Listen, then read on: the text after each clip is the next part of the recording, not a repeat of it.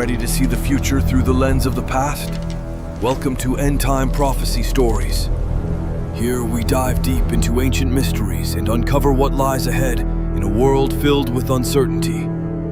But we can't do it without you. If you want to stay prepared and never miss a revelation, make sure to hit that subscribe button and ring the notification bell. And if you find value in these stories, give this video a like.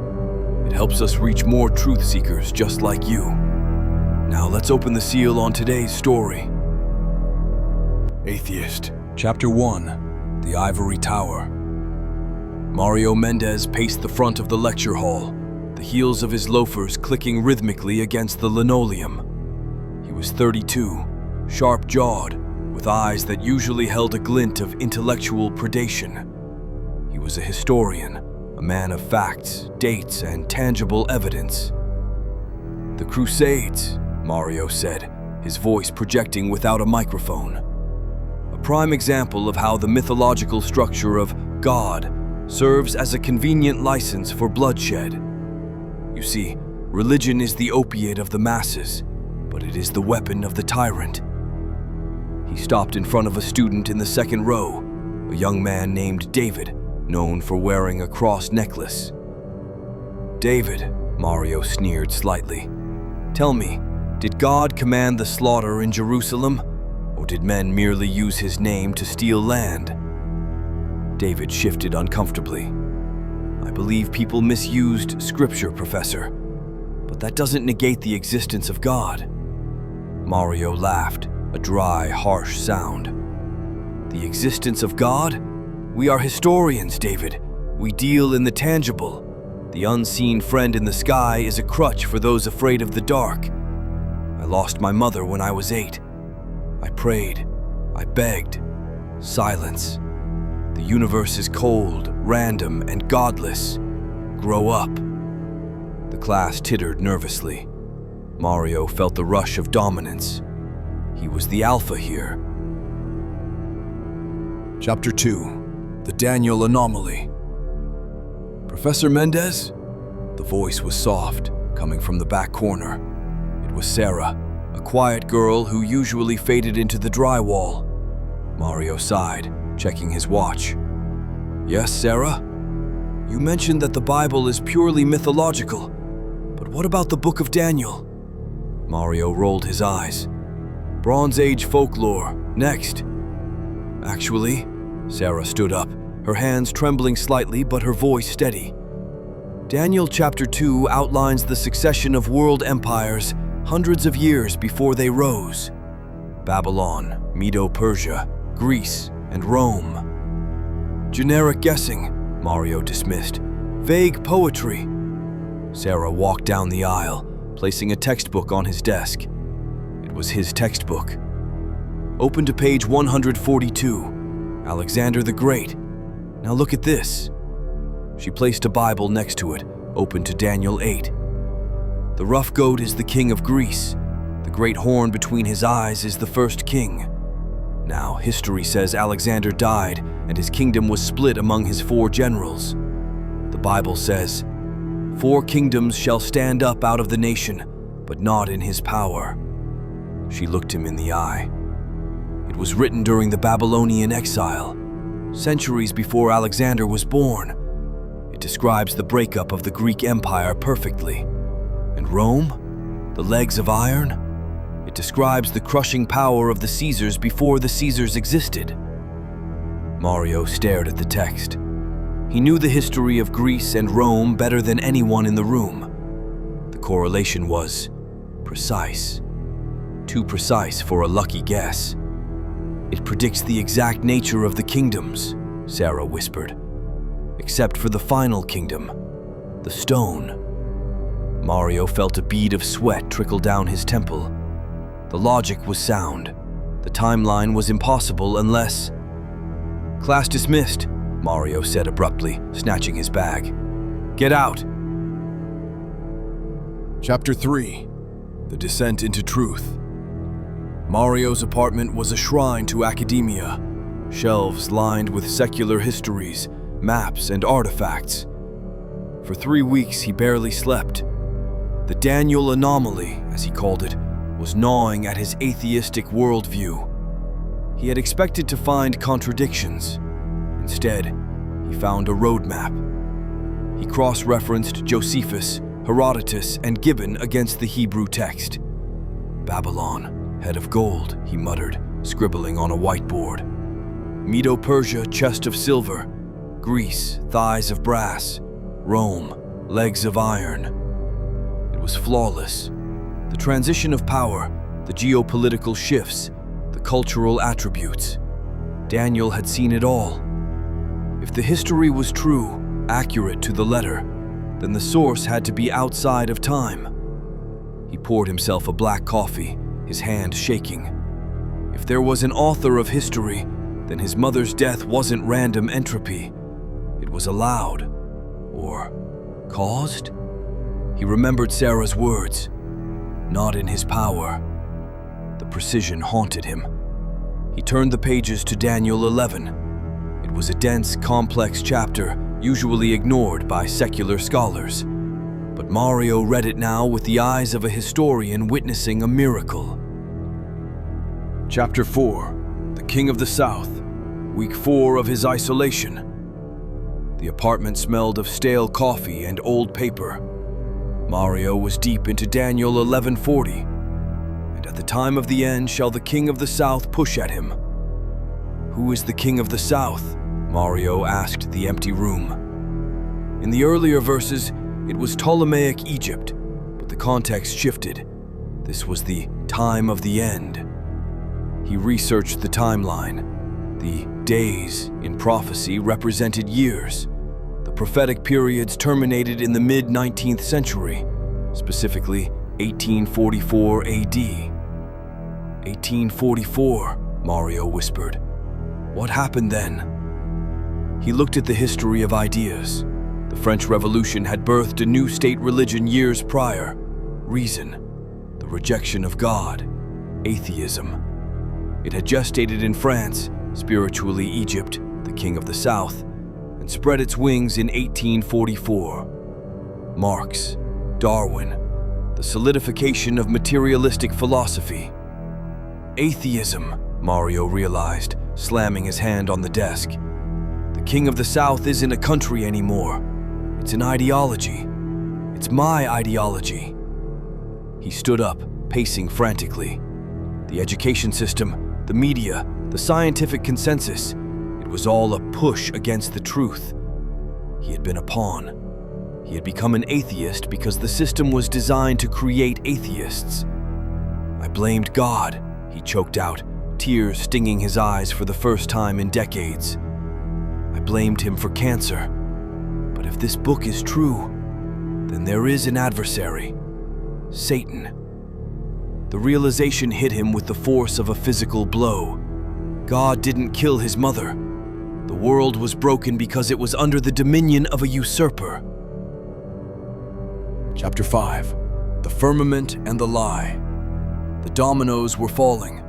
If the prophetic timeline was accurate, what about the description of the world itself? Mario returned to the texts, Genesis, Job, Psalms. They spoke of a circle, not a ball. They spoke of a firmament, a solid structure dividing the waters. He walked to his window, looking out at the horizon. It was flat. It had always looked flat. The only reason he believed otherwise was because he was told to. Gravity, he muttered, the magic glue. He picked up a pen and dropped it. It fell. Density, he corrected himself. It's heavier than the air. Buoyancy and density. No magic force required. He sat back down, his mind reeling. The globe model was necessary for the Great Deception. If the Earth was an enclosed system, a plane under a dome, then there was no Big Bang. There was no vast, empty, expanding universe where life was a cosmic accident. There was only here and him, right above the sky. The deception was designed to hide the Creator, to make men feel insignificant, like dust on a spinning speck in a void. They hid you, Mario whispered, looking up at the ceiling. They hid you so they could become gods.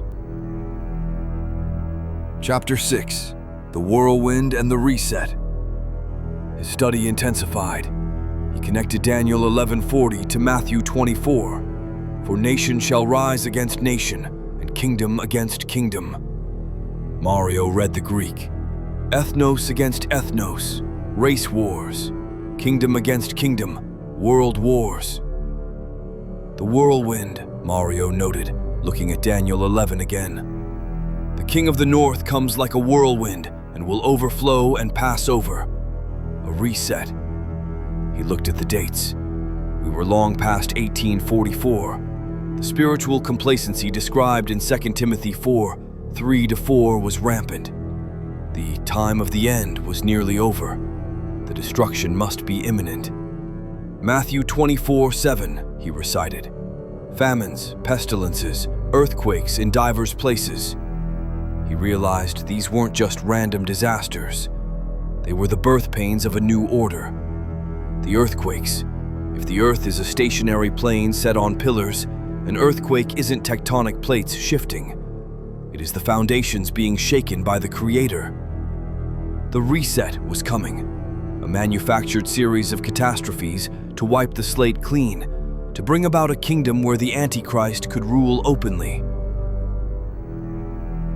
Chapter 7. The Laodicean Concert. Mario needed allies. He needed to warn people. He hadn't stepped foot in a church since the funeral of his mother, but he knew he had to go.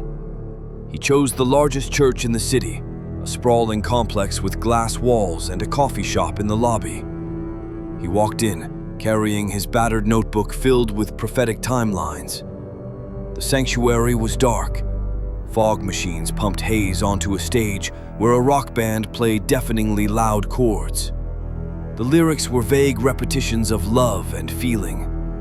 Mario stood in the back, clutching his Bible. The pastor, a man in skinny jeans and a designer t-shirt, hopped onto the stage. He spoke for 20 minutes about unlocking your potential and living your best life. There was no mention of sin, no mention of the coming judgment, no mention of the prophetic timeline ticking down to zero. After the service, Mario approached the pastor. "Excuse me," he said, his voice urgent. "I need to speak with you about Daniel 11 and the coming reset." The pastor gave him a practiced, plastic smile. "Hey, brother, glad you're here. We actually have a New Believers Pizza night next Tuesday. You should check it out." "I don't need pizza," Mario said, gripping the man's arm. "I'm talking about the time of the end, the deception, the nature of the beast system." The pastor pulled away, his smile fading into a look of annoyance. "Listen, we focus on the positive here. We don't really get into the doom and gloom stuff. It scares the visitors." He signaled to security. "Have a blessed day." Chapter 8. The Deafening Silence. Mario tried again. A different denomination, old stone building, wooden pews, hymns. The message was different, but the spirit was the same. Sleep, complacency. The sermon was a dry lecture on social ethics. After the service, Mario tried to engage a group of elders. Hosea 4:6 says, "My people are destroyed for lack of knowledge," Mario quoted. "Do you realize we are living in the whirlwind of Daniel 11? The papacy, the man of sin, is orchestrating a collapse." The elders exchanged uncomfortable glances. One of them, a heavy-set man in a gray suit, cleared his throat. "Young man, those are very antiquated views. We seek unity with our Catholic brethren, not division. We must be tolerant." "Tolerant of deception?" Mario countered, his voice rising. 2 Thessalonians 2 warns of the strong delusion. If you don't know who the Antichrist is, you will worship him. They turned their backs on him. "He's disturbed," one whispered. Mario walked out into the bright sunlight, feeling a profound loneliness. This was the Laodicean state. Rich, increased with goods, and in need of nothing, yet wretched. miserable, poor, blind, and naked. Chapter 9. The Sealed. Mario sat on a park bench, watching the people walk by. They were glued to their phones, distracted by the circus of media, unaware that they were standing on a plane marked for destruction. He opened his Bible to Revelation 7, the sealing of the 144,000. It's not about the building, he realized. It's about the truth. He had been humbled. The arrogant history professor was dead. In his place was a watchman. He understood now that the battle wasn't flesh and blood. It was a spiritual war for the mind. The beast, the papal system, had deceived the whole world with the heliocentric lie, hiding the throne of God. They had infiltrated the churches, lulling them to sleep. They had used atheism, his former god, to strip away moral absolutes. Mario looked up at the firmament, hidden behind the blue veil of the sky. "I am ready," he whispered. "I will not be deceived. I will not be silent." Chapter 10. The Shadows of Rome. The scene shifts. Deep beneath the Vatican, in a room lined with black marble, the air was cold and recycled. A massive map lay across a table, not a globe, but a projection of the true Earth, the circle of the world. The Black Pope, the Jesuit general, stood at the head of the table. He wore no elaborate robes, just a simple black suit. Around him sat 12 individuals, the titans of industry, media, and banking, the top elites. "The population is still too high," the general said, his voice like grinding stones. "The herd is becoming restless. The awakening is spreading. We have reports of individuals, outliers, discovering the timeline." "The distractions are working, General," a media mogul replied. "The race wars are igniting. The fear of the new virus is taking hold." "Not fast enough," the general snapped. He pointed a bony finger at the map. "The master demands a sacrifice. We cannot bring about the golden age, the pure worship of Lucifer, with 7 billion useless eaters consuming resources." He pressed a button, and the map turned red. "Operation Whirlwind," the general declared. "We trigger the financial collapse, then the grid, then the hunger. Matthew 24 will be our playbook, not a warning." He looked around the room, his eyes devoid of light. "The target is 500 million. 500 million. That is the sustainable number for the new order. The rest must return to the dust." "And the Christians?" a banker asked. The general smiled, a thin, cruel expression. "They are asleep. They are waiting for a secret rapture that will never come. They will walk right into our camps thinking they are being saved." "Proceed with the reset plans," the Jesuit general commanded. "It is time to shake the foundations of the earth and clear the board for the master." For more Bible-based end-time prophecy dramas to strengthen your faith and the faith of others, help spread the word by supporting the channel. Please like, subscribe, and share.